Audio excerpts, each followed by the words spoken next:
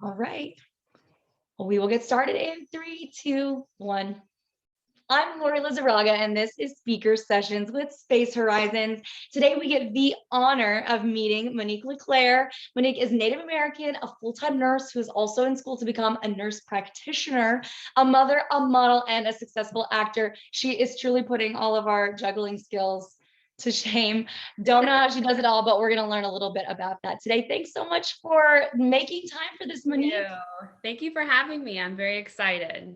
Appreciate you being here so much, especially because your life and all of the roles that you touch have a lot of interest for a lot of people. Some might want to do all of these things, but some might want to do just one of the dozen things that you have your hands in. So you start with where you want to start. You're a nurse, you're an actress, a model, a mother. What do you think you'd like to start introducing the students to? Well, I think the most important thing that, you have to remember in life is that you have to be true to yourself. You have to follow your passions. You're going to come up, across bumps along the way and obstacles, but you just have to know that everything in life happens for a reason. So I definitely have a very diverse and colorful background, but I'm proud of every bit of that. I've wanted to help people at an early age. I was just always that kid, I would bring in like possums off the side of the road after they've been hit by a car and try to help. And my mom is like, "What are you doing?" And I try to revive them, and I think that I could save their lives. And yeah, I was that girl. And just always helping, other family members when they were sick, and compassion and empathy have always come natural to me. So, which is so incredible, Monique. And I mean, it's a quality that I love that you're leading with because of all the things you do. It's incredible that that's something that you feel like is a highlight. Did you get into nursing for any particular reason? I was very much an athlete growing up. I was, also the only girl on an all boys varsity wrestling team in high school. I did weightlifting, tennis, volleyball. I wanted to go into sports medicine. But I actually, when I was about 11 years old, I lost my dad to cancer. He had colon cancer, that had metastasized, and he passed away at the age of 38, and I was 11. And, he had some wonderful nurses that just changed his life and changed my life and made his last, few months very comfortable and memorable. Wow. And I have been fortunate enough to touch other people's lives in the same way. And, being a nurse, you're helping people in their most vulnerable hours. It is, aside from being a mother, it is an amazing humanly experience. So it's very rewarding. And I actually became a nurse at the age of 20. So I started taking, college credits before I graduated from high school. I graduated with honors, like National Honor Society in high school, had some college credits, and then just went straight into the program after high school. And I've been a nurse for about 12 years. Don't do the math. How has that been during COVID? It was really rough. I originally started doing med surg, and I've been in the ER for about 11 years. A few years ago, I started working in the operating room doing peri-op. So when COVID initially hit, I had recently just moved back to Los Angeles with my 4-month-old baby. So I wanted to kind of stay in the operating room where things were more sterile and more safe. However, I kind of, as things were escalating with COVID and me having the experience in the emergency room and there being such a shortage in Los Angeles and such a crisis, I kind of felt obligated, and I felt a sense of duty to kind of go and strap up and serve and do what I had to do. And there was a huge risk, obviously, that I was taking with everything, but luckily I was safe, and I didn't get it. And oh man, well, thank you so much for your service. Seriously, we've all been able to survive thanks to nurses. My mom is also a nurse, and I know how tough this last 2 years has been for her. So thank you. Thank you. You said you're going to school, right, to be a nurse practitioner. Now, for those of us who don't know, because my mom is also a nurse practitioner, but for those of us who don't know, start by telling us what that is. So basically, back in the day, they had advanced practice registered nurses where you go, you get your special certificate and special training. Nurse practitioner is a master's level, postgraduate type. You can get a doctorate or you can have just your master's, but I'm doing my family nurse practitioner. So, with healthcare and the way that things are changing and insurance companies are changing costs, Yeah. practitioners are becoming very popular as primary care providers, and there's definitely a shortage of them. And a lot of people compare nurse practitioners to physician's assistants, but there's actually some difference, within the scope of practice, legalities, prescriptions, certain things they can and cannot do, they differ. But overall, you can, I think after 3 years of supervision, you can practice independently as a nurse practitioner. And Oh, wow. so, yeah, And I'm what excited. does it take to become one on top of what you're already doing? A lot of school. As I guess most things do. Yeah. So, I'm in the graduate program. So, right now with the education and the degrees that I already have, just 2 years. So I have about a year left. I'll finish in 2023. So I'm excited. Well, congratulations. And it's an incredible testament to what you can continue to do in your adult life. We're not just stuck in one lane. No, absolutely. It's never too late to learn. It's never too late to change your mind. If you don't know what you want to be or what you want to do, try it all. Lord knows I Monique, you're didn't. 50% Native American, which is something that is so incredible and such an incredible heritage. How did that affect you growing up? What is that culture like? It was amazing. I was the lightest skin color on my mom's side of the family. I was, this little kind of tan blonde haired baby. And all of my cousins and aunts and uncles are very dark skinned. And we No were kidding. going to powwows and, Wow. people would ask my mom, is that your baby? I'm like, yes, absolutely.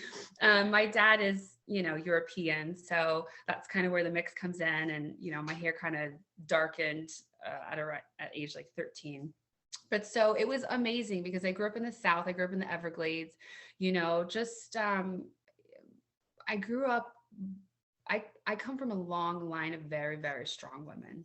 Wow. And all the way back to my great grandmother. I think I posted something about them, on Instagram recently that I'm very proud of. And it's just that, I come from a long line of trailblazers and strong women. And, my grandparents, my mom's parents, moved down to Florida from North Carolina in like the 40s and 50s when, there was still segregation in the South. So Wow. it's crazy to think that my own grandfather wasn't allowed in the front door of a restaurant and the 50s and 60s where I grew Okay. up. So we've come a long way.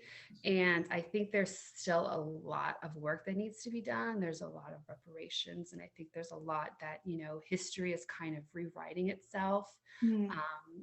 There's a lot that our youth and that our general population, don't know about Native Americans and about the history, because I think Kevin said something recently about how the people who win the victory write the history books. Oh, yeah. So That's a good way of thinking about it. yeah, there's just a lot to learn, and there's so much to know, and about the history of our government, our country, and And I know, like myself, I'm first gen. I know a lot of students watching this are first generation as well. And I'm sure they'd be really interested to know that Native American tribes lived in the Los Angeles area at one time where, you can hardly even picture that, where you are now. Yeah. So, I took a trip to Catalina last summer, and I had goosebumps the entire time. I had chills. I had these weird premonitions. We went to the top of the hill. We saw these buffalo that didn't belong there, and Wow. I learned a lot about the Tongva Indians, who were the indigenous, tribes that lived in Los Angeles and all throughout like the Channel Islands. Well, I was also kind of disturbed to learn that there were no real recognition of the Tongva Indians on the island of Catalina. There were no Wow. statues, no street names. Actually, one of the predominant hotels on the island was built on top of Tongva Native American like ancient burial grounds. Wow.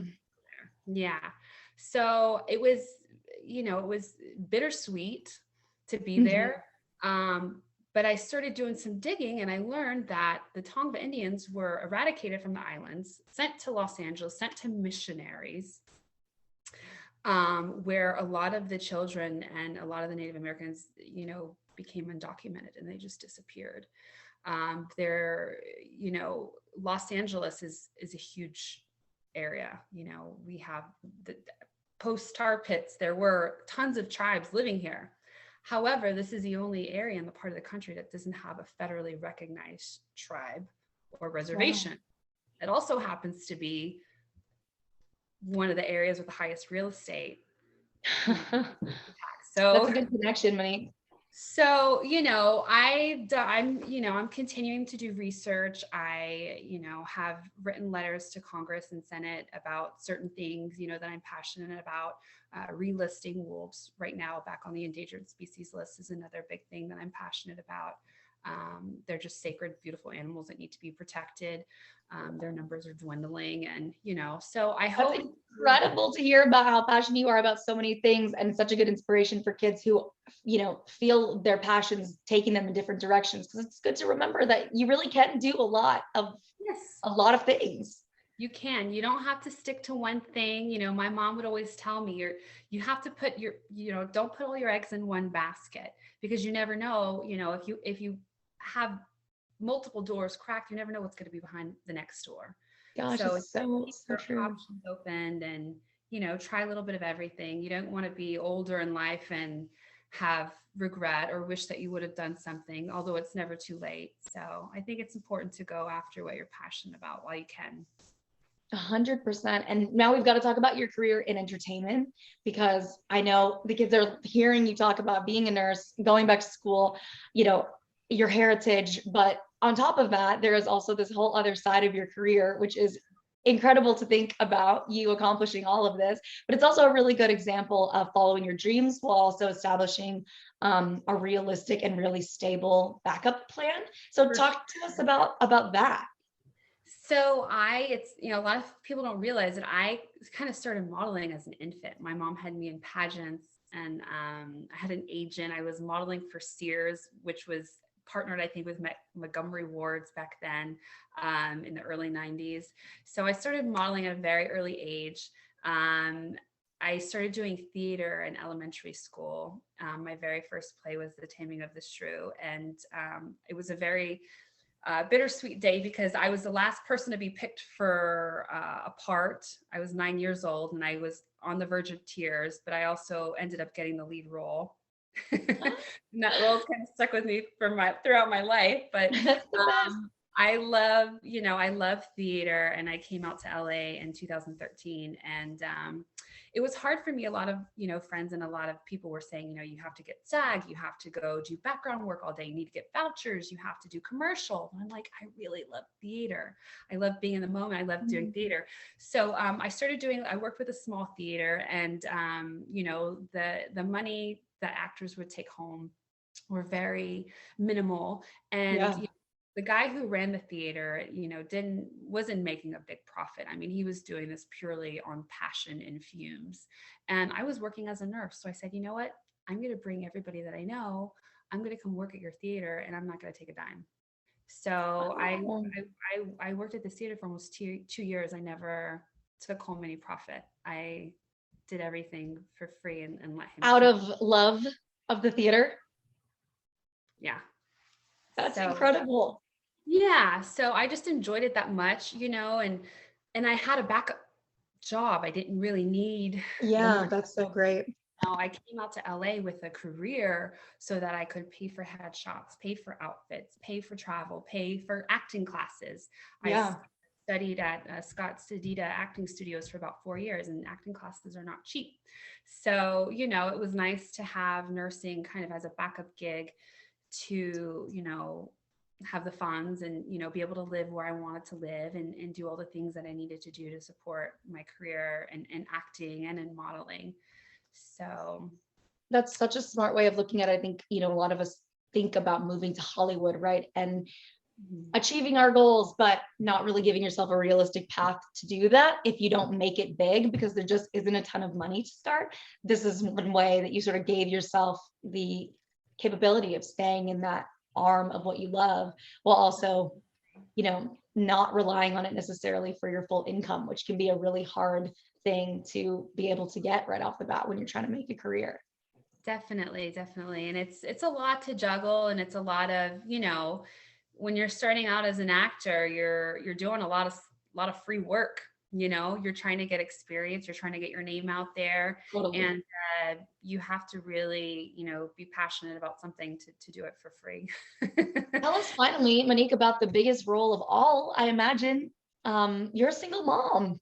Oh yeah. And students Oh watching might be, single mothers or pregnant, and for them and for all of us hoping to be successful parents and just successful professionals. I mean, how have you been able to succeed in your career and still being a terrific mother? It's all love. It just comes from love. She's the light of my life, and uh, it's an attachment, and it's a love that it is just so rewarding and so fulfilling. She makes me every day want to be a better woman and a better mother. And I think that if anything, just ignites like the flames underneath my wings. That is So so incredible. How old is she? Do you mind if I ask? she's 2. She turned 2 last November. So she actually, we just got her set up with an agent, and Ah, like mother, like daughter. yeah, she's starting early too. And ironically enough, we're going to be working on a movie. I think this is too funny. She already has IMDb credits. Oh my gosh, that's awesome. Yeah, so we're actually filming a movie called Dark Alien Visions. Congratulations. This summer. So I'm very excited to be working alongside my mini me. It's going to be very fun. Ah, that's so fun. Parting words, Monique, for students watching this who, have so much to learn from someone like you. What would you want to say in terms of advice or encouragement to students watching? Follow your heart and never give up. Never quit. Thank you so much. You're absolutely the best. Appreciate you. Thank you. Talk Thank to you you so soon, Monique. much. Bye.